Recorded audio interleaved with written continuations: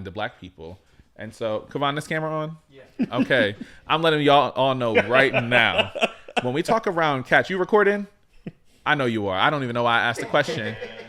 When it comes to black people and cats, you got to think about your most iconic cat that you know. Name some iconic cats from pop culture. Tom and Jerry. Or Tom.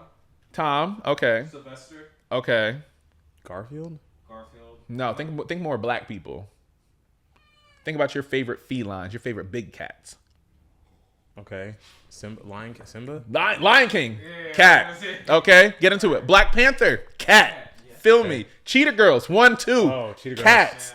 Yeah. So when you think about your most iconic figures in black history, cats. Egypt. Cats.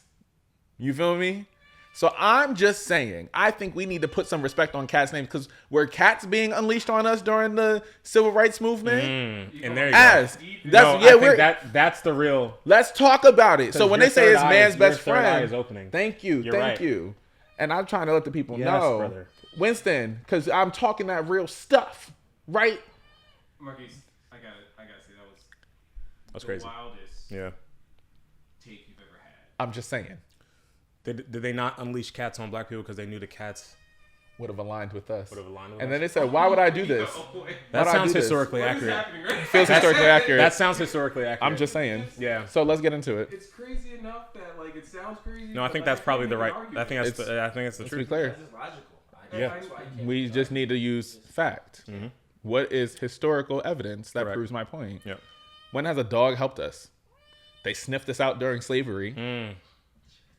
Yeah, it all goes back to slavery. They don't have a good track record. No. They don't. I'm just saying. The only other dog we can talk about is Anubis. Egypt. Right. But that's like what we talk about. So that should have been my hot take. I think it should have been your hot take. But now we're here. We'll talk about the rise of social clubs later and have that conversation.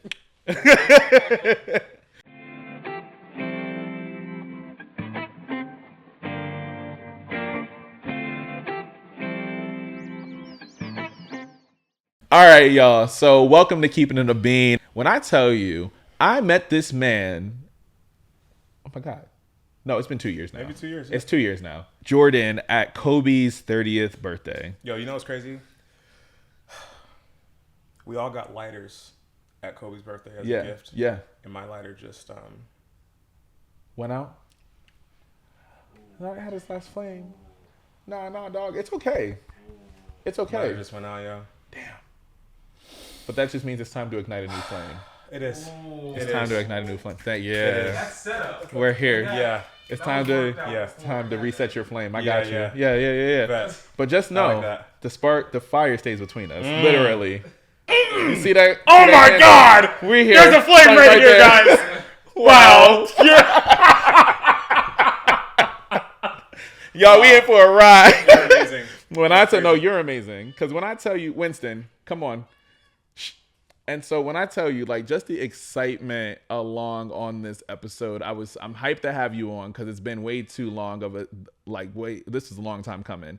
However, when I tell you, Jordan is one of my favorite thinkers. Jordan is a CEO. He is a founder. He is brilliant. He is a workout guru. Okay. He is somebody I love talking music with. He is somebody, He is somebody that I just call also a dear friend of mine, a good brother of mine, and I'm just happy to have you on the show. So welcome to Keepin It A Bean, good brother. How you feeling? I'm feeling good, man. Yeah. I'm happy this finally happened. Same. Honestly and truly. We here. I'm a fan. I'm a fan of you. Okay? Appreciate the intro. Dog, truly. Yeah. And so, like, for me, I just kind of want to know where a lot of this honestly gets started for you, because a lot of this conversation is going to be focused a lot more on your journey as a tech entrepreneur and how you got into there. But tell us a little bit about Jordan getting into that world. Like, how'd you know, like, oh, I want to have my own company. I want to build my own app out. Like, where does that start? I think I learned more recently that it's a privilege to know what you want to do really early in life. Ooh, yes. I didn't know that was a privilege. Right. Because the earlier you know what you want to do or the direction you want to go in, the earlier you can start chipping away at that. And so for me, I knew I can say like without exaggeration that I've consistently talked about, dreamed about, vocalized to myself and others that I've wanted to be an entrepreneur, and specifically a tech and creative entrepreneur, since I was like a boy, like 9, 10, consistently. Wow. You know, going to the library, finding books on programming, going home, seeing what I could do. Back in those days, like, you know, big ass computers and shit. Back in what days? Back in those days, you know, in the library in the 90s. With the big bats in the 90s. Yo, my library was Winfield Library in West Philly. That was the library that my dad took us to every like other weekend. And it was in that library that I found these books on programming. Would take them home to the basement. I remember the day we got our computer with the it had a CD burner in it. Yeah. And I was so fucking hyped that we got that because it meant that I could burn CDs of my music. Yeah. So that was my vibe for just a long time. Like I knew I wanted to write code, start tech-y businesses, and make music. And that brings you to where you're at today. Quite literally. Yeah. Like it's my brother showed me a picture the other day of him like playing with some cars and me like playing with a keyboard in our, like we were like small. Yeah. And his caption was like, some things that just never change. Yeah. And I was like, damn, that's crazy. Cause it's really just been in motion for that long. Which is so fire to me because it's also like, this is the inception, which is funny now thinking around like what you created in terms of HighNote. Dog, like that brings all of your world together between tech, music, innovation, but also like what HighNote is also meant to kind of represent, especially like in the space of music, which is kind of funny thinking around this conversation on like looking for third spaces and looking for those social clubs and stuff like that. HighNote also creates that in a kind of a digital aspect for us to kind of really get into like this idea of music. And so for me, I look at where you are going, because what I want to like really bring us back to a little bit more. So we got to learn around like where the inspiration started and how you always kind of knew, like you knew you were going in this direction. But I think the next part for me is really going behind like the mechanism of it all. I think so often we see the finished product, but like for you to actually talk around, oh, I built this thing brick by brick, start to finish, right? I think that's so important to name because oftentimes we don't get to hear about that from your side of the space. And so can you talk around this, like the early stages of HighNote? Explain what HighNote is, and then take us back to some of those early stages of development. Okay. So HighNote is a sharing and discussion platform for music. The goal started as making a simple way for artists in their communities, whether it be their internal teams, like their producer, manager, A&R, mixing engineer, mastering engineer, etc., or their fans, early listeners who might hear a demo of your new song or something. Yeah. Providing a space for artists to share with those people privately, work on different revisions, collect feedback, inspiration, and essentially have what is basically like a Spotify, but private and sort of small, cohortized for your internal community and workflow. Right. And then from that, potentially, or most kind of at the grandest vision, that in and of itself sort of laying new infrastructure for music as a whole. Right. Which I think is so dope because that brings us into the process a little bit more of, let's see how music is truly an iterative process, right? Like, okay, this really stuck out to me in the song, but I feel like if you would have added something here, it would have took me over the edge, right? Because you're doing real-time market research at the same time, which I think is like super dope because then the artist is able to invite his audience or their audience into this creative development, right? And so, go ahead. That's the idea. Like, and that's kind of the latest kind of revelation we came to, is that like the same technology that we created for artists to communicate, discuss, share, become inspired internally with their team behind the scenes, we're like all looking at the cat, right? Like, that's doing over there. That exact same experience that we created applies to the artist outward facing. So what does it look like to invite fans into the creative process? And we see a lot of examples of this. There's How I Wrote This. I think the podcast host is Ross Golan. I know I'm butchering his name. There's Switched on Pop. Yep. There's Diary of a Song. Yeah. There are all of these kind of editorial. Genius, of course, Right. is like a big one. But in general, there's always this, and increasingly so, especially in like the AI world or like post AI, where it's like, okay, this AI shit is cool, but we still want to like know the human narratives behind the song. Even if the human is using some AI to create their song, the human narrative, the human element is going to become a little bit more important. And so, or at least important to fans who want to connect with, okay, well, who made this thing? Yeah. And there'll be music that people don't matter if an AI created it, but either way, there's a narrative. And so there's a narrative, there's a community, and there's a conversation behind the songs that we hear and the podcasts that we listen to and the people who make those things. Yeah. And we want to create a discussion layer that makes it really exciting to talk about and share those stories with the people involved in creating them. Which I think is so fat. I'm interested by this because we're starting to see more artists take a little bit more of that route. Like earliest iteration we can talk around is somebody like a Ryan Leslie. He was one of the ones that say, I'm directly going to you. You're using this SMS messaging app. You can buy my stuff directly from me, cut out the middleman overall type situation. We've seen recently, what's his name? I see is Mick Jenkins is doing a very similar route.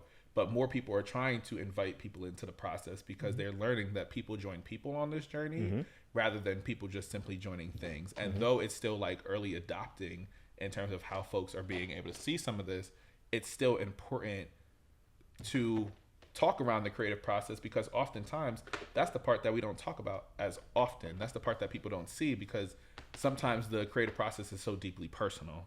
The creative process is so deeply personal. What does that mean for artists to share it with their fans? And maybe the better word for it, not exploitative, but like letting people into that vulnerability, right? Like as a space. And are you worried? Are you not worrying? But are you like raising? What if that? What are you raising? It's not necessarily like a concern or anything, or like is it like an ethical thing of like should artists? Because I don't think it's a wrong answer or a right answer. Of like, should artists be expected to invite people into like this kind of process, or is it something where you can buy into it and say, actually, this would actually be kind of a cool process to kind of take us through like how I'm thinking about constructing a song? I think that I'm obviously biased, but like there are going to be artists who don't want that. But I think the artists that we build these like relationships with are the artists that do that. Yeah. Like, Wednesday. I know. He got something to say. But it's like there's so many examples like when Kanye would used to drop his stems on things, or like Beyonce does a whole album in secret and then premieres the movie about every detail of how it was created and the tons of people that she hired to help write the songs and put them in. Like we've always been invested in the narratives behind the media that we consume. Yeah, I think some artists are against it. I just wouldn't bet against it. I especially as I think up and coming artists have a lot more to gain from welcoming their listeners into their community, into their creative process in a way that does not feel exploitative to them, in a way that they can control. That doesn't mean you got to like spill, like you can curate that journey, but as an up and coming artist, you stand far more to gain from bringing your audience into your journey in your sonic development than you do holding it as if you are. I'm fully with you. And it's interesting to me. Like I raised that point because something that happens in theater a lot of the time is like my role when I was in college, what my role was as a dramaturg. And so what my job is to understand the social, political, and economic climate of the play in which it was created. So when there is a play with a theme to it, whose job is it to guide the audience? And I think we kind of end up in that kind of battle a lot of the time is like theater should be a catharsis for people. So they should be able to come to the conclusion on their own rather than you having to explain direction choices, explain some of the themes that were displayed or simply unpack with your audience. And so I think it's just an interesting space on like in the role of art, how much is it on us to feed versus how much of it is on the consumer to be able to interpret and go that. So I think around like 50-50. Okay. 50, like if you go to a gallery next to a painting, you will find an artist statement. Yeah. On the back of an album, you will find liner's notes. Yeah. Love that. Same thing. That's a great point. I do think it is incumbent amongst artists to provide some sort of statement of their work. Yeah. Some sort of like.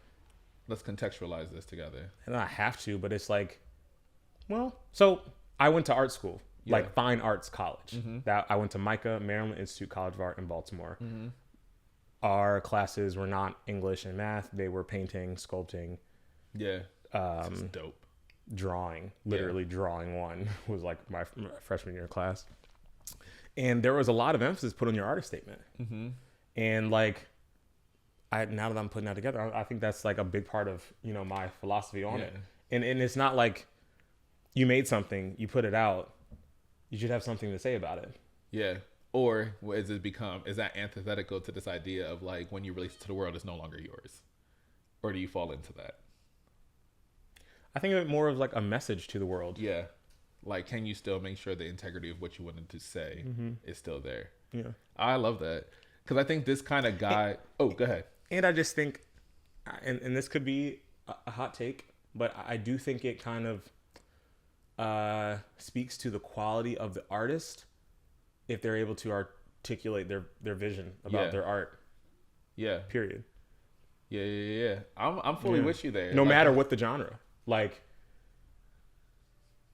a prolific artist, like an artist that is like making, I'm not saying every song has to be some like political masterpiece, but even like a fucking turn up song. Yeah. You made it. You spent time recording it in the studio. You spent money making it. What does it say? What does it mean? Why'd you do this? Why'd you do that? What reaction did you want from the audience? Yeah, which I love because I was just listening to an interview with, he's really banging with you, dog. He likes Uncle Jordan. I was listening to a conversation with Olivia Dean, and I think in that conversation, I love how she's able to say, like, yeah, some of these songs can be deeply personal, and it took me a while to write them. Bringing in the strings and learning how I wanted to put it all together is one thing. But the fact of the matter is so many folks who are reacting to somebody like an Olivia Dean right now, and even to Wale, which is coming in a separate video, y'all. But these are two artists that are making people feel again right now, right? In a ways in which that was not happening. And she kind of talked around like, you don't want this nonchalant, soulless thing happening anymore. And that's what we were getting for damn near a decade of R&B and pop music. It was just like, it's not this yearning. It's not like jaded. It's jaded. People don't know how they feel about love. And I was like, I love her take on I think they know how they felt about love. They didn't like it. Over it. Which is fuck niggas, fuck bitches. I'm just here to have sex. I don't push it and go. Trust issues. Everything. Okay. Trust issues. Whoa. That's the first time I ever had a Drake quote lyric on this. I ran "Come Through" the other day for the first time in a while. Nothing was the same as a masterpiece. Nothing was the same. Oh, we can talk about that. Other R&B masterpieces. Never mind. We'll get there. We'll get there. Anyways, my favorite R&B album, you asked? We'll get there. Oh, okay. Since you brought it up. Get Lifted by John Legend, produced by Kanye West. Whoa, okay, period. I'm going Unpredictable Jamie Foxx, but we can go off King. That's interesting. I think it's a masterpiece of an R&B album. Really? Through and through. Through and through. Okay. He had something to say on that album. Okay. Yes. All right, I'll run it. Start to finish. Yes. But and forget it. I'm gonna get back to this because you got me going. We talk about music and we're gonna go. But it brings me back to like talking around like the processes and even your philosophy on how you approach some stuff in terms of creating. And that's something I'm excited to talk to you about because both of us are creators in our own right. I call you a tech entrepreneur. I kind of refer to myself as more of like a creative entrepreneur right now. And so thinking around like those definitions and how like we are building things from our mind. Yep. Right. Yep. I'm interested to know like how has your own background informed how you decide to create the world of HighNote? Like I look at my world and I'm just like, theater absolutely informs how I think around putting this set together, how I think around how people should be experiencing this space. Like I want my home and like the set to feel like you're stepping into a cafe and you can sit there and have a conversation with your homie and it can be as relaxed as possible. Like there is a very clear idea that I have on how to connect it, keeping it a bean, coffee bean, like literally everything all together and creating that world and getting people to buy into this. Right. And so I'm thinking around like, what is the world or how has your background, especially like in art and music, absolutely impacted your approach to creating your app. Totally. So what I was kind of circling while you were saying that is like, so I guess my experience is split. Like there's like the tech side of me, Yeah. the business entrepreneurial side, and Yeah. then there is the artist, Yeah. like musical artist, but also just trained artist, creative person, blah, blah, blah. And I think that lands in HighNote as like, it's really a collaboration between like art, being creative, Yeah. and then making product. Yeah. And like product is different than art. And like sometimes there's really cool overlap. Well, what is that difference for you between product and art? Product solves a problem for people or fills an explicit gap that has economic value. Yeah. Is what I would say a product is. Right. That's not saying that art cannot be product. Right. But there are, HighNote is not a creative piece by Jordan Bradley. Yeah. It's a venture-backed tech company with a cross-platform audio collaboration system. Right. That has some creative elements that I have deeply inspired and that I've come up with other creative designers who I've worked with to create certain parts of the experience. Yeah. Those have been artful and like, oh, we should do it like this. But each one of those creative decisions or thoughts is put through a ringer of focus groups and testing. And like, I think that's the difference between like, that's something that you might not do with a song. Yeah. It's a spectrum. It's like a continuum, right? Because in theory, Where like, it's like you can say, like, let me test out this song for some folks and see which one should be the lead single. not theory. Right? That is what that's happens. What they do. Yeah. Yeah. That's what if we put up 4 songs on TikTok or 4 different snippets and we see which one goes up and how people react to which one, that's product. That's single. user research. Yeah. We just did user research. It's funny because that's how I started out with the coffee brand. 100%. Yeah. I was just like, I allowed y'all to taste 3 different coffees last year. And based on the one that this select group responded to the most is the blend that was ultimately going to be picked. And I think that's something like user research, focus group, forming a hypothesis, testing it, collecting data, iterating. Come on, scientific theory. No, Come on. that's the process Scientific of taking like a creative idea and putting it through the filters that will ultimately output a business product. Yeah, which is interesting because that takes us, and I said, whatchamacallit, scientific method, but even more broadly stated, it's the design thinking process. It's a design thinking process. Yeah. And when you're working purely in the art space, you kind of free yourself from that. But even not really, because think about, let's say you're like a prolific painter and you're represented by a gallery and you have a museum. There is a type of work that they're looking for. There is a market that you are selling to. Literally, the if you look, then has to sell the product. Correct. And so, there's always some level of that in any creative endeavor. And I just think it's important to identify what aspects of the creative endeavor you want to keep for yourself and only yourself. Yeah. And which you want to surrender to the equalizer of like business. Yeah. So like if you were to go back into my notebooks from that time, you'd see these cards floating over the waveform horizontally. And the idea I had was like, okay, if I want to make a discussion platform on music, I really want the way you chat and the way you leave comments over the music to kind of mirror the music itself. And the music moves from left to right. So on HighNote, the cards move from left to right horizontally. And you might be like, oh, that's not really so important. But to me, that was really important. Yeah. And there were times when we were like, maybe this isn't so important. We should just go back to the vertical comments like everything else. Yeah. And I was like, absolutely not. You orient people differently. Because that's how we read music. Correct. If you were literally right. And so if music is going from left to right, then I want my comments to go left to right. Yeah. And it took a while for that to materialize into the actual like value prop, why we did that. And that began to reveal itself. But in the beginning, that was just pure like kind of artistic and like utility, like creative expression. But everything else has changed, shifted, put it in front of users. They throw it out. They don't like it. They like this. They like that. And you're not building by committee at all. You still have to have a conviction, some sort of vision for the thing you want to make. But that vision has to be justified Yeah. by the people who you're ultimately selling to. And that's the uncomfortable part. Yeah. And so, yeah, because Or the fun part. I see that as the fun part. Yeah. Why is that fun for you?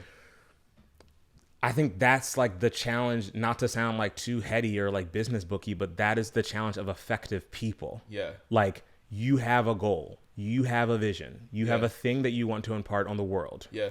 There is a delta between that and what will actually land in front of people. Yeah. And you can say, fuck it, I'm not surrendering any of myself to anybody else. And then good job seeing your idea ever come to light. It won't. Right. Or you can have finesse and you can figure out the best path to get your idea from inside of you to the people that you want. And you might lose some bits, but you will hopefully retain the core vision that you had in the outset. Yeah. And that, if you can do that, you are like a highly effective person, communicator, designer, whatever you want. Because it's going through, like, I love that part, because that's something I know even me personally, I had to get used to. Like, as a podcaster, it's one thing. I know people are coming to my products because they want to be entertained and also informed or educated, right? Because that is part of Keepin It A Bean. And that's like the ethos of it all. Versus like leaning into like more of a product space now. That space felt fundamentally different to me because it took me a long time to be like, oh dang, you're a brand founder now. You have your own brand, right? And now even going through that process, I was like, cool, I want to be a partner for now so I can learn how to manage this, learn how to market it properly, learn how to like engage people. So I knew I needed to get more people to buy into this idea of luxury coffee, when I know a lot of default for Black people is, let me just quickly grab something, throw something in Keurig, let me go to Dunkin', let me go to Starbucks, let me get Folgers, Maxwell House, which, well, Starbucks is trash. But the other ones, right, is manageable coffee to deal with, right? But to elevate your experience and be like, oh, do you taste the dark chocolate notes within my coffee? Can you taste some of the citrusy elements within the coffee? Can we take time to talk around, let's make coffee part of your ritual, right? And that part is fundamentally different because we live on a world of convenience on the go. But in reality, what does it mean for you to sit down and pause, which is how you get to the patience and presence model of Leroy's Blend. And so it's interesting because I had to shift people's relationship to coffee.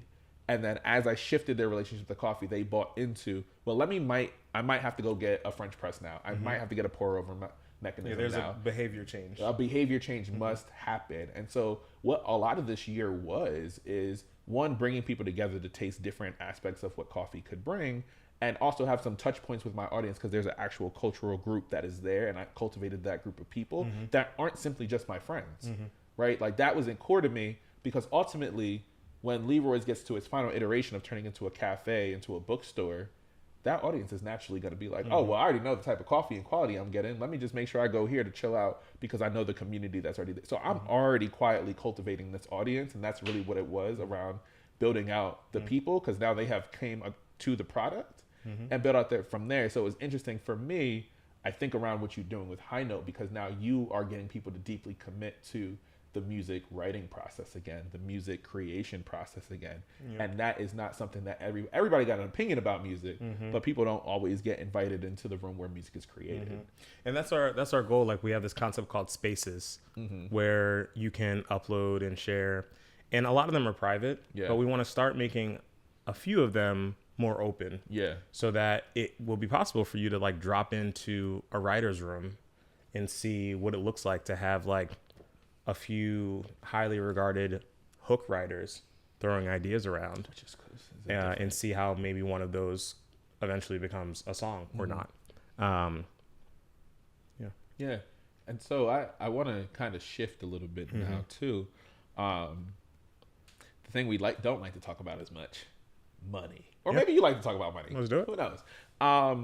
But can you walk us through a little bit of the process on funding? Because I think right now, especially in this social and political era, we are seeing funding get cut that goes directly tied to Black entrepreneurs and small business owners, and making sure that money is going to be around there. And also like venture capitalists who are willing to like invest into some of these spaces.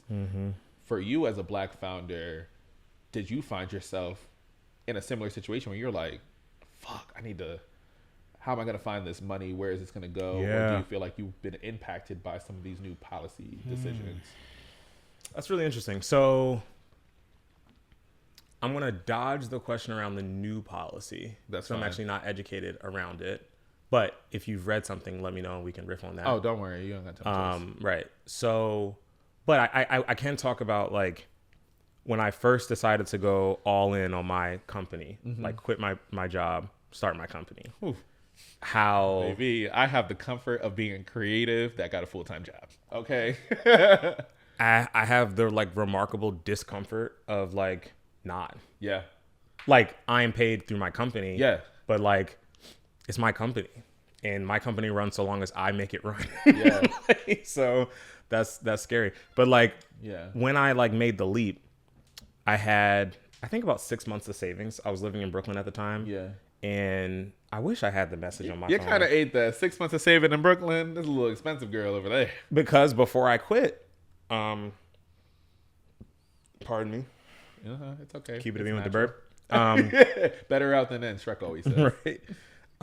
Before I quit my job, I was working as a product designer at a tech startup. Oh. So I was making a good amount of money. Yeah. Right. So I stacked that up and I got a new boss at that job.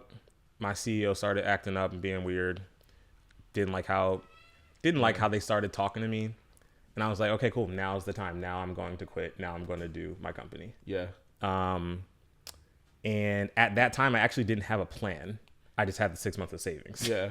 So I wouldn't necessarily recommend that, but it did work out within the 6 months. I got funded and, the rest is history from there. Yeah. But the reason why we started looking into venture capital was because compared to the other forms of capital, venture capital gets a lot of shit, rightfully so. But if you are a, 26-year-old entrepreneur, you don't want to go to a bank and get money to start this thing. Yeah. Because that's on you to pay it back. Right. There is a thing called equity capital where an investor buys part of your company for cash up front that you use to invest and build a company. That's how the biggest companies have started and run, right? But the VC is one of the venture capital is one of the only funding formats where you can more or less knock on the door, say, hey, I want $500,000. I want $6 million, have relatively little traction, have an idea, and get that fucking $500,000. That's possible. It happens every day. Yeah. There are few that, to my knowledge, that's the only funding mechanism where you can be like, I have an idea for a business. Here's the money for it. You said pitch it. Pitch it. I'm making it sound easy, but it's because like now that I've done it a few times, like it kind of is. Yeah. I mean, it's not. It's very difficult. It's really fucking hard. You're also a charismatic guy who knows how to talk. It's really fucking hard. And there's like fucking 1% to 2% of companies, and I'm in that fucking 1%. Clock it. But get into it.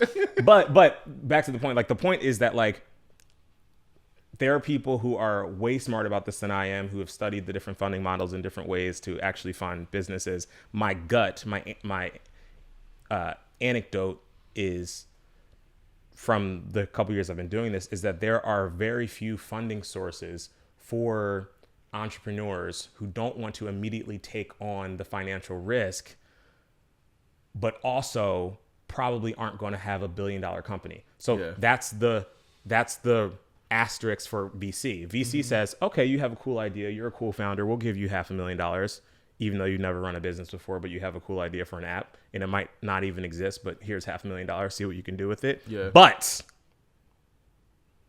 you need to convince us really, really well that if we give you this $500K, you will turn this business into a multi-billion-dollar business, such that level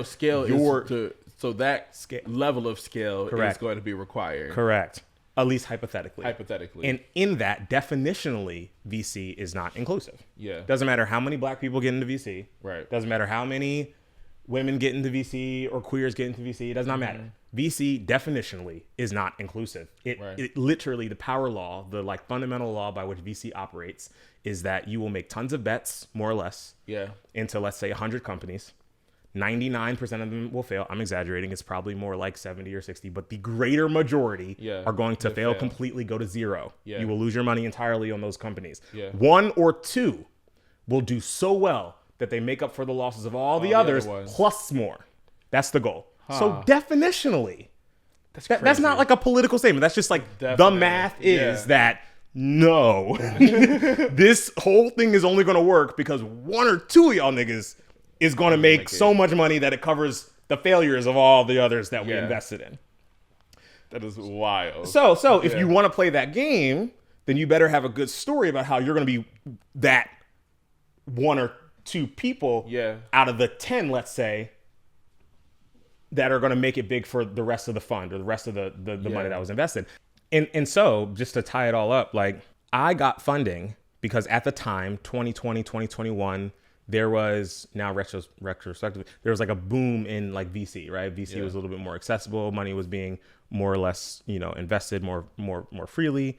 And we got in that environment, in that market environment.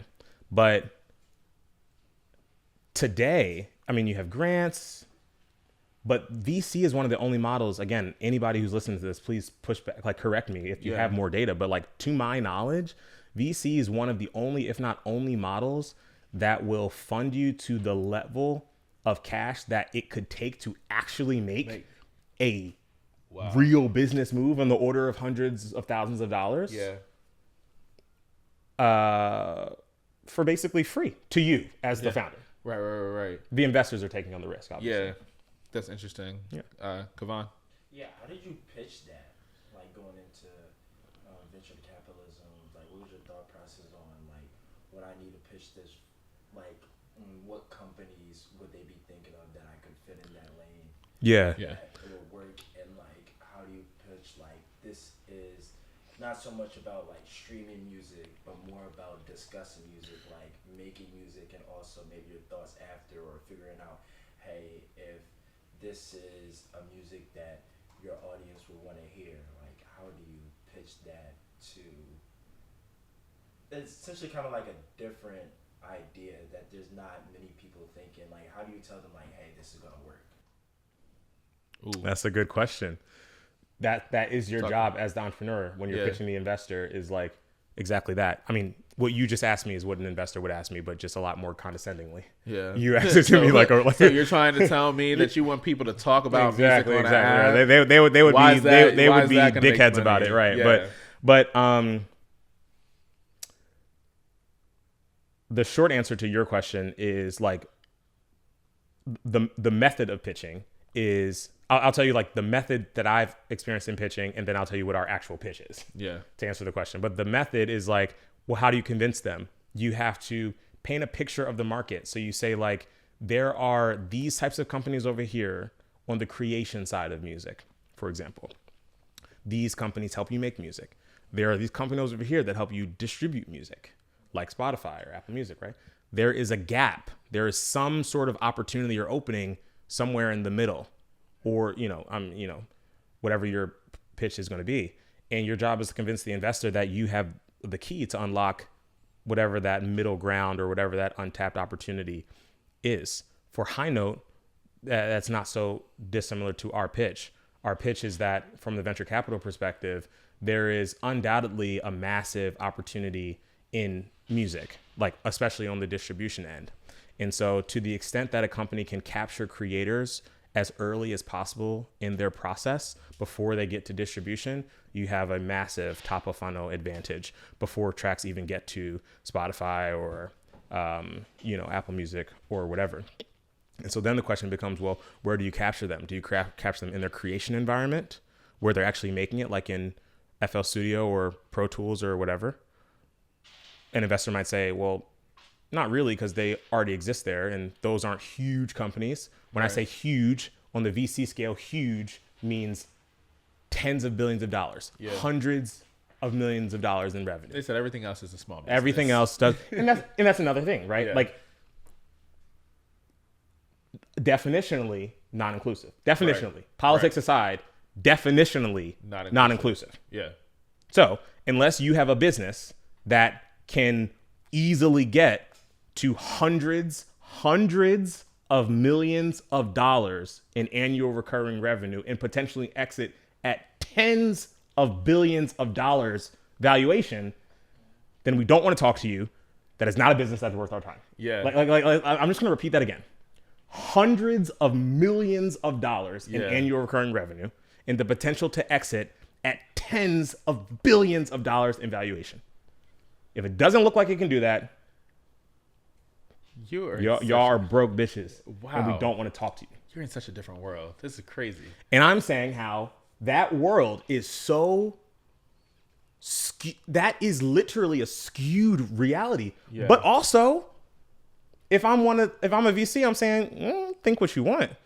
We made money on Meta and Snapchat, Yep. and we're about to make money on AI, Yep. and these things do exist. I'm not saying that they don't. They do. That's why the money goes into VC. It's Yeah. just there is the uppermost fraction of people and of companies and of the ability to even get into those deals Wow. that will even, like, raise your hand if you invested in OpenAI.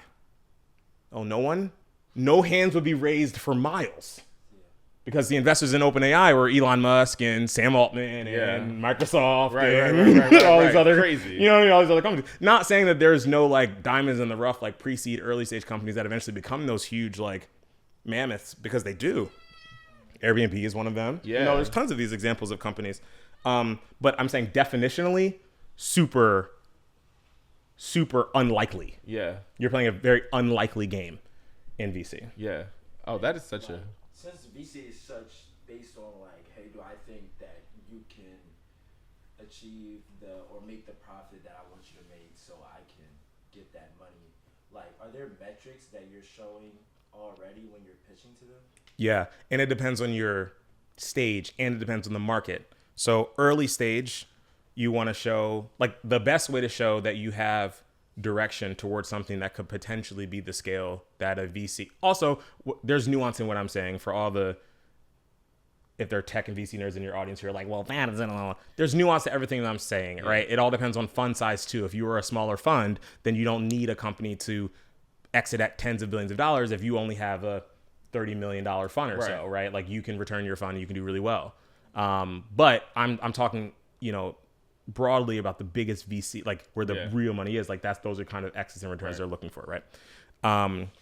But ways to show traction in the very early, the best way to show traction is money in the bank. Yeah. These humans paid this amount of money for the thing that I made. Yeah. That's the best example. If you don't have that yet, no problem. Right. You can still show that, well, these people want the thing that I made, as evidenced by maybe like a waiting list, or maybe you don't have a waiting list, but you have a product. So you don't even have people using it, but you've built this thing that's like really difficult to build. And that shows that you're smart, shows that you're onto something. And if the prototype, if you say like, hey, I have a prototype of a time machine and I'm a Harvard physics professor and I can prove to you that like I have the prototype of a time machine. Yeah. You bet I'm going to get some money for that shit. Yeah. You know what I mean? And somebody's going to invest in that because there's massive upside to anyone who has figured out how to build a time machine. No, I you know what I mean? I love that, because then it kind of takes us a little bit too of like, you have all of this, you got your money, you got your funding type situation. And then I think I just kind of fast forward now to the launch of it all, which happened, not 4 months. It's been... I don't like to use the word launch because... Okay. I don't like to use the word launch because...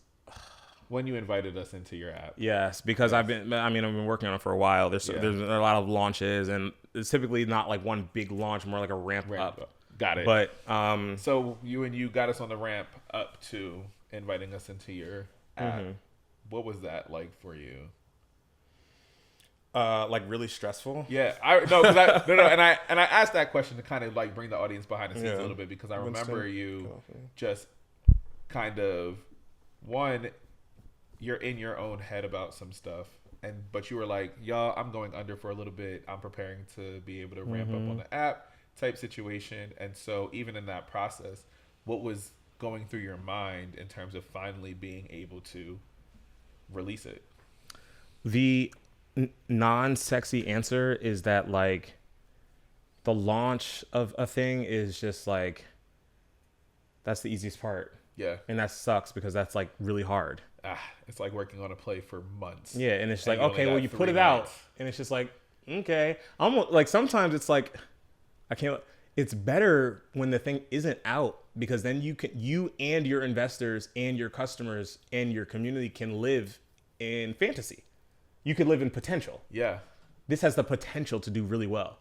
The moment that shit is out, now we're counting, we're looking at, it's like, I got an album coming. Yeah. Features going to be on it. Yeah. Been working on it. Y'all have heard a little bit of it. All fine and well.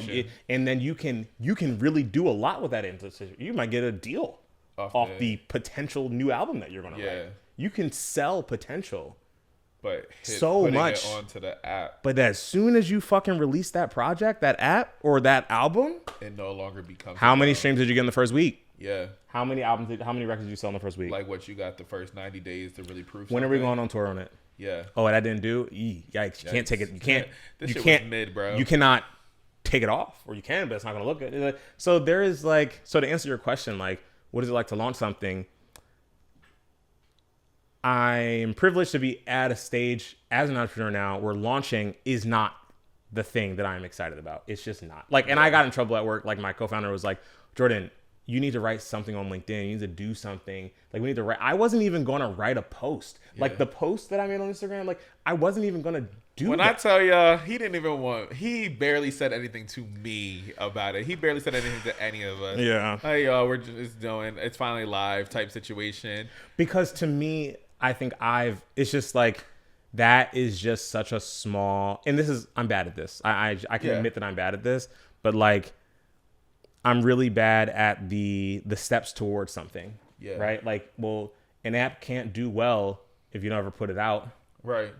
Can't put it out if you never code it in the first place. That was like your fear. You can't code it in the first place. You never had the idea. Yeah. So like everything is kind of, but the counter to that, or what I struggle with as an entrepreneur or just as a human, is that like kind of the more you do, the more that's emotionally at risk, and the more that is actually at risk.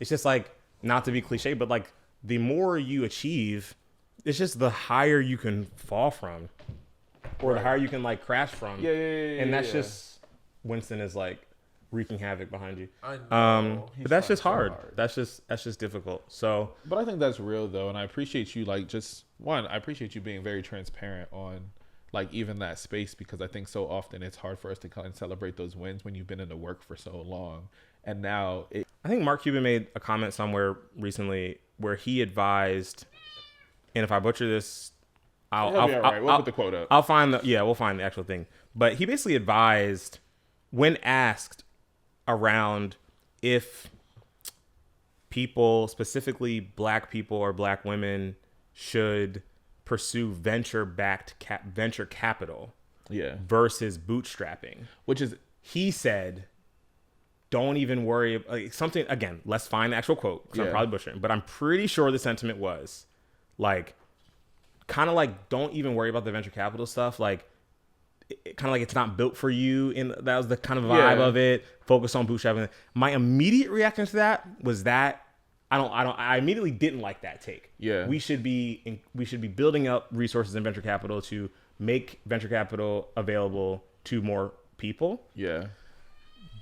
But the more I think on it, the more I kind of agree with his take. Well, because if we go back to the, again, definitionally uninclusive.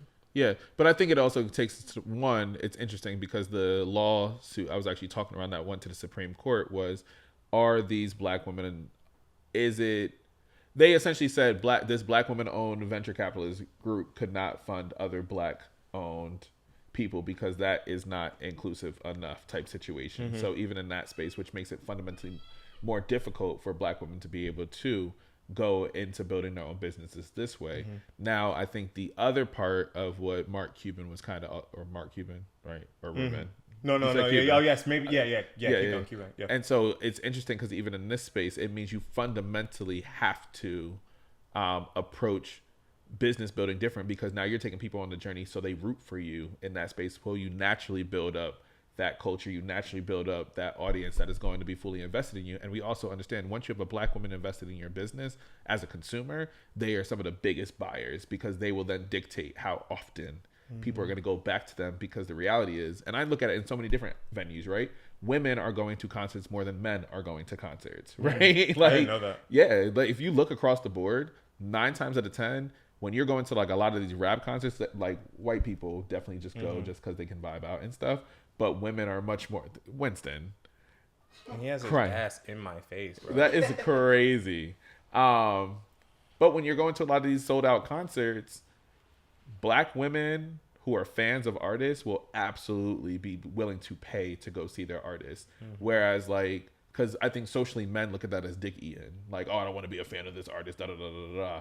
Right? Oh, word? Oh, you'd be surprised. Like a lot of people, I asked them, how often do you go to your favorite artist concert? And like a lot of them be like, oh, no, I can't do that. I have another hot take. While we're here. Maybe this should have been I'm at a phase in my life where I only want to go to a concert if I can sit in the front row or very near the front row. And that's not because I have money. I don't. Yeah. What I'm really saying is I'm financially irresponsible enough to spend more money than I have to sit too close to a celebrity. Yeah. Because that's how much I want to hear the music. That if I'm proximity in matters. the nosebleeds or even, it's getting bad. Yeah. Like John Legend was at, what was that venue right there? The Met. Yeah. I sat no more than 10 rows in. Yeah. I was like, I'm seeing John Legend. Yeah. I want to see John Legend. That's so fascinating. You know what I mean? I'm not I mad at don't it. want to be out there. I can see that on YouTube. Because I can watch that on YouTube. I can watch that on YouTube.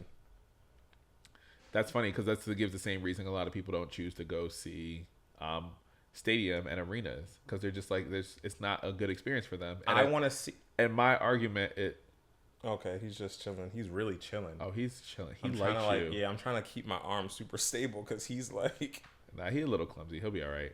But I love that because I tell people otherwise. Like as a theater kid, people who can perform in stadiums and arena need to know how to perform to the person farthest to the back, right? And so I think there is a skill and a technique, which is why I'll always go see a Hove in concert. I'll see a Beyonce or a Kendrick in concert Because they're going to know how to do it. They radiate all the way to the very last person. Yeah. Right? Every single person feels touched on that stage, no matter what distance you're at. And visually, they take care of everybody. Yeah.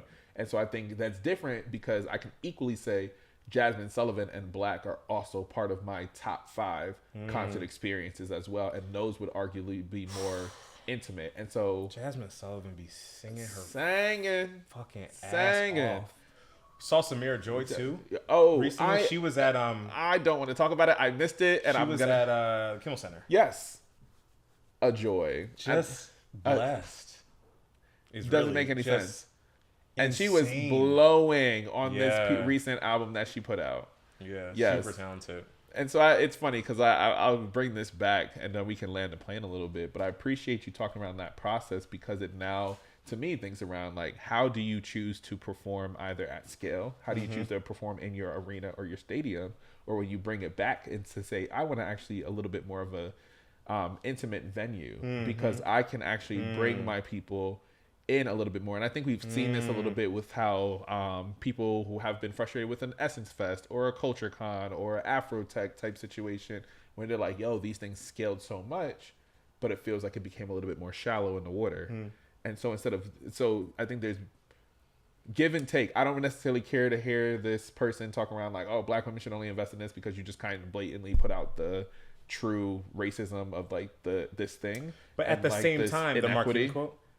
Yeah, Right, yeah. and so that was my immediate visceral reaction, like, Yeah, as and someone who has venture capital backing, like, Yeah. no, we should be encouraged. But then, the more I think about it, it's like, is it worth that uphill battle? Like you have to. What is more likely to result in you as a Black entrepreneur exiting at a level that is life-changing for you and your family that allows you to then do another business. Oh. Like, that's how I kind of think about it. If I could turn back, what is the best way for me to get to a double-digit $1 million outcome? Yeah. Something that a VC would laugh at. Right. But if I got a $10 million outcome for myself individually through a clothing brand or a community-driven coffee company, and I got a $10 million exit because I sold it to whoever, now I can start a venture tech, a venture-backed company because I got 10 million under my belt and I did a smaller exit as opposed to going right for VC, where your outcome's got to be $1 billion or bust. Right. Meanwhile, like, is that the best way for you? you. And then when I look at the entrepreneurs that I deeply respect and are inspired by, like a Mark Cuban, who is prolific, right? Like, and I don't know, like, I'm sure Mark Cuban could correct us on this, right. but like, I don't know if his first business was, you know, and in other words, like start small. And start then, small and yeah. like build your bricks and then go for the, you know, Yeah, reach $1 billion the first. or bust type of But situation. and I appreciate that perspective too, right? Because often we can get into like the symbolism of it all, but also the mechanism of it too, right? Like I knew when I first started Leroy's, I said I want to do this in partnership with BVP Coffee. I knew I did not have the Very acumen or the business acumen to be like, oh, I'm gonna build this thing. I was like, I actually want to start small so I can understand and learn from Gary. I can learn from other folks in this space. And so he was like, Keith, I want you to go from partner to competitor. Like that's how I see our partnership as well. What if there was a middle ground? And I'm sure other folks have thought about this. Again, I'm not an expert at different startup funding models, but like, what if there was a way for you to get $500,000 to kickstart Leroy's that didn't come with but Leroy's has to get to, you know, $10 million in revenue, which I think next year. And I think that's also that's an honest conversation that we get to have, because he was like, yo, Keith, you drove traffic to the site in ways in which I haven't seen yet, right? And so I think that's also something to think around, even for me and him to be in conversation with one another, because it'll be a year in December of Leroy's being out. And so just talking around the amount of people that have ordered Leroy's and bought it, and I see some of it, right? And so even in that space of like, cool, what does this mean now that I sold X amount of bags? Where can I then take this to like another space? And so for me, I was like, I wanted to cultivate the audience in my first year. And you have the ability to do that at your more or less your own pace. Yes. And that's a privilege. For me, and that's where it's at. So I actually like a little bit more of, I want to deepen my connection with so many aspects of my community before feeling the pressure of like, oh, I need to leave my job to solely focus on this one thing. Absolutely. And depending on the type of business, like for example, like VC versus bootstrap, right? It's an age-old question. Not really, but we'll say it for now. Or age-old question. Like the benefits of like kind of doing your own thing and bootstrapping it are like your venture capital will push and pressure you into growth potentially prematurely. Yeah. Not potentially, prematurely. Ooh. Before you have this is ooh. not even, I'm trying to hold it back when it's like, this is not actually even disputed. It's like this whole thing, like get to scale and revenue fast before we really even know if the unit economics of your business even makes sense. Yeah. Or if your customers are even real, or if they are retained. Maybe we can sell a bunch of Leroy's in 1 year, but do they even come back? Do they like it? I'm just in this hypothetical. But that's I real. think like in a bootstrap scenario, you have the privilege at the cost of limited capital. Right. You have the pros or the benefit of doing things more or less the right way. Yeah. Right? Like the slower way. This is so interesting. Right? Because for example, best way to, maybe in retrospect, the best way to grow HighNote maybe would have been to do a series of like coffee shop open mics for the first 3 years. Yeah. And then do a vinyl release for everybody in the city and then usher in an app. And now we're talking a 6-year potential time span before we even turn a single dollar. That is never going to fly with a VC. Yeah. If I went to a VC and said, so how this is going to work is we're going to have like a really intimate like community. We're not even going to focus on product for the first 6 years. We're just going to focus on community building for the first 6 years. And we're not going to make any money. They would be like, and please come back when you're ready to stop wasting my time. Yeah. Even if that is actually the best way to build the most magnetic, high retention coffee business in the world. Maybe that is the best way. Maybe the way that you are building your coffee business is the way to build a $1 trillion coffee business. Because that's literally. But no VC would ever be like, okay, Marquise, here's $4 million.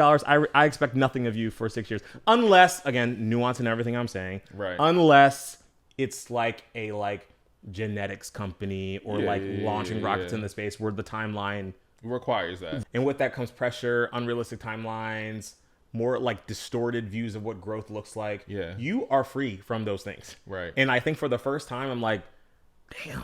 Yeah. You know, all grass is always greener. So I'm damn, like, oh, this is so. I appreciate this conversation because honestly, like, for me, I get to nerd out because I know we get to kind of talk around like when you're talking around like business and all this other stuff. Mm-hmm. But even on this type time, I love having this conversation with you on this level because I'm like, no, I'm I'm in the very beginning stages of so much, and I watch how you've been able to operate and move and see some of the different successes that also come with equal amounts of anxiety and stuff like that. And so I think what my audience can also gather from this a lot of the time is like you need to ultimately like decide which route works for you. Choose your adventure. It is a choose your adventure. And just, I think for me starting, there used to be like, I applied to one VC because some VCs have applications, and I said, well, I have a full-time job and I'm working on my thing full-time. Immediate rejection. Stated reason, you have a full-time job. You're not serious. You're not serious about blah, this. blah, blah. I think if I were to post the fund that said that, they would feel pretty salty about saying that, considering the type of fund that they are. Right. But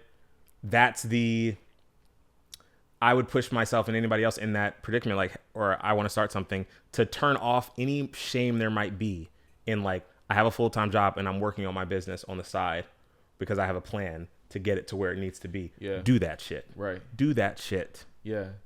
Because VCs are incumbent to their investors. Yeah. It's not their money. Right. They are investing like rich people's money, like family funds and right. pension. Not pensions, but what's it called? Endowments and things like that, right? I was like, child, I'm not gonna play these games. Yeah. And endowments and things. So, yeah, I mean, choose your own adventure. And Boo. I think opposed to starting bootstrapping. Did we hear it click? No. Okay, continue. But opposed to like bootstrapping or going the VC route, which do you think is more anxiety producing? Because a lot of times when like we hear a perspective about a company taking like the VC route, it's often like Elon Musk, like the person that started ChatGPT, where these guys kind of look like robots. Like we kind of look at them and we're like, yeah, I don't know if he feels emotion for real. Yeah. So yeah, I mean, I don't know Sam Altman or Elon Musk, but I think that what you're sensing. I listened to a New York Times podcast yesterday that was like, I think it was like Mark Zuckerberg's sister or someone who runs a fund, but they said, quoted, and I'll find the quotes, like, in the Valley, we look for a little bit of Riz and a little bit of Tiz.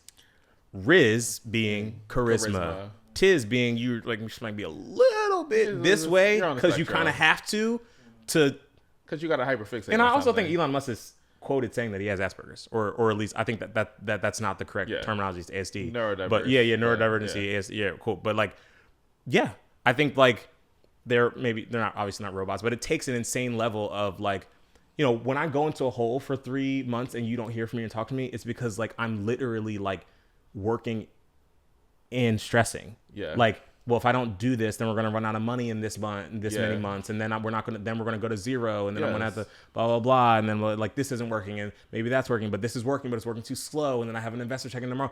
And it's all the existential dread around that. Yeah. So it's all on the flip side.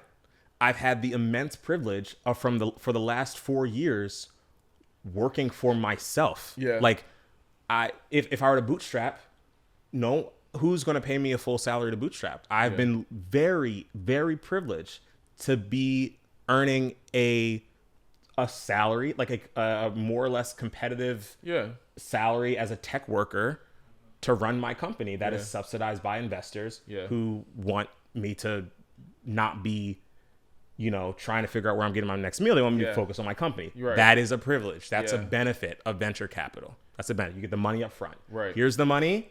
Pay yourself a reasonable amount. Get to work. Yeah. And don't piss me off. Like that's the vibe. We that's love the a vibe. good don't piss me off moment. No, and I appreciate that, and that's a great question, Kavan, too.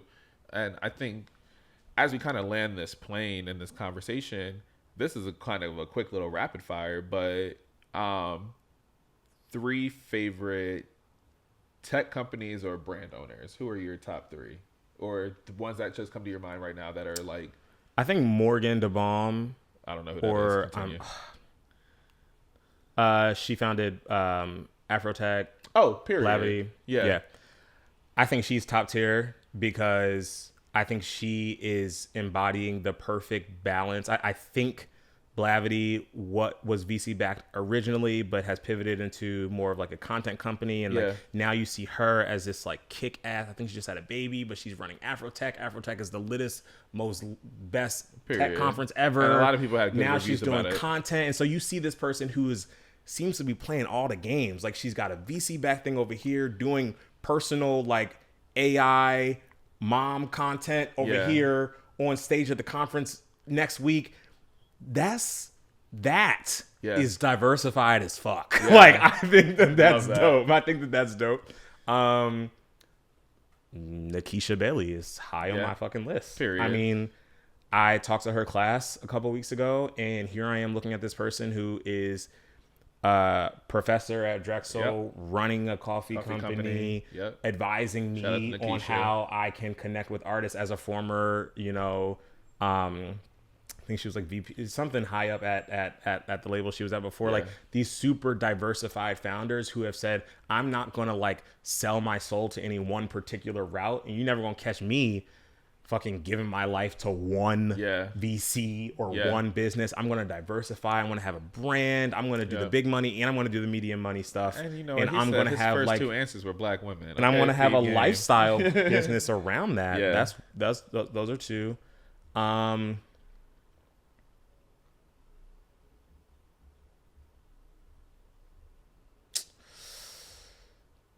I'll leave that there for now. Yeah, I'll leave it right there for now. I'm fully here for it. Yeah. It's funny, like on my those are the 2 people who are inspiring me right now. Yeah, that's actually super fire, and I love that.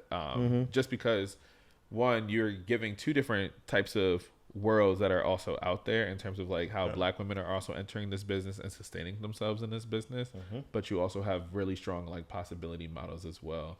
Right. And I think that to me is one of the more important things, because for me, when I was thinking around launching a product, I immediately was just like, all right, I watched Jackie Aina build out this entire beauty brand and lifestyle brand. And now for her to create these fragrances, because we knew her for how she loved fake fragrances, this is where she started. And I was just like, cool, what do I love about Sacred specifically for Beyonce Sacred? I was just like, oh, this the ritualistic aspect to it, which is also connected to Leroy's in that way. And the other person I was thinking around was Issa Rae. I was just like, these are a lot of black women who are in different industries, and the model that I use is honestly Rihanna throughout all of it. Like be really, really good at this one thing and then venture out into shit that you actually wanted to do. That goes back to what we talked about before. VC versus bootstrapping. And what gets you your first win fastest. I think like if I think a common thread between what we said are these prolific entrepreneurs. They do one thing, that's their first thing, and then it rockets them into other things. Right. So Rihanna, like music, rocketing into like makeup, beauty, all the things, right? So as a young black creative, I'm now thinking about, in retrospect and currently, and the question I would raise to the audience is like, which model, VC bootstrap, which business idea is going to get you your first win? Like the first goal should not be, I want to be a VC backed entrepreneur so I can make $1 billion company. I don't think that should be the first goal. I think the first goal should be, what's going to give me my first modest, and when I say modest, we're still talking money, few $1 million outcome. What's going to get me to be able to quit my job and have my first significant outcome at a modest scale that can then allow me to do something a little bit bigger. And then on my 5th or 6th venture, because when we look at Mark Cuban's and all the other entrepreneurs, or Elon Musk or Mark Zuckerberg, how many different businesses do they have? It's not just one, it's several. So, but all of them started with one initial thing, like with Elon Musk, I mean, it was like PayPal, it's part of the PayPal mafia. So one thing, or Jeff Bezos, right? So like Amazon, selling books and then selling everything. And then all the 15 different Amazon subsidiaries and different companies. And then we have Blue Origin and all this, now we're putting shit in space. Like, so how do you like, a question that I kind of like, hindsight's 2020, like, or just moving forward, what can I do and what can other entrepreneurs do that gets you to your first win fast? So you can then that you can then diversify out and do your next venture. How I'm thinking about is like, how do I get HighNote to a point where I can do my next venture. Yeah. So that I can build an empire. So I can be a prolific entrepreneur, a prolific creator and entrepreneur. And that requires several acts. But each act has to be a layup to the next one. Yeah. And put you in a position to do the next one. Which is so super cool. Which means that you have to think about the first one a little bit more. So I would, if I could turn back the hands, I would think about it like that. I'd be like, okay, is taking the VC? I think the answer is yes, it does. Yeah. But I would ask myself, is doing it this route going to get me to my first win? Yeah. So that I can then do my next win. Yeah. And my wins after that. Yeah. I love that. And thank you for this conversation. Oh, But this nigga said I'm not done with this thought. But one more thing. But I think the sneaky, I know, Winston. Right. I think the sneaky part about VC is it's again, definitionally unlikely that alone would be the first win. Yeah. And so I think the question is like, how can you give black entrepreneurs their first win at the biggest scale? Right. I don't have the answer to that, but that's what I would love someone who is thinking about that to answer. And that's what we're going to leave y'all with. Jordan, thank you for that level of vulnerability. Thank you for this conversation. You have my wheels turning because you had me reflecting on like, in this first year of doing business, how do I want to continue to grow and all this other stuff. So one, I appreciate you because I got to sit here as a student. Jordan, let the people know where they can find you, follow you, and how to be able to support HighNote. Follow me at jordan.bradley, JORDN.Bradley. Follow HighNote at highnote.fm. And yeah. Jordan, thank you so much. Y'all, this is another episode of and email me at jordan@highnote.fm if you ever have questions or are interested in starting your own company and just want to like talk ideas or just want to brainstorm things. Love that. So that's how you can reach me. Honestly and truly, like, thank you so much for being on the show. Y'all, please make sure that you hit that like and subscribe button if you're watching on YouTube. But if you are listening on any of your audio streaming platforms, make sure to hit a rate and leave a review. Leave 5 stars for me if you really appreciated this episode, because that's what helps podcasters show up on the algorithm even more and get recommended pieces on different playlists and stuff like that. That is so important. So tell a friend to tell a friend to tell a friend about the show.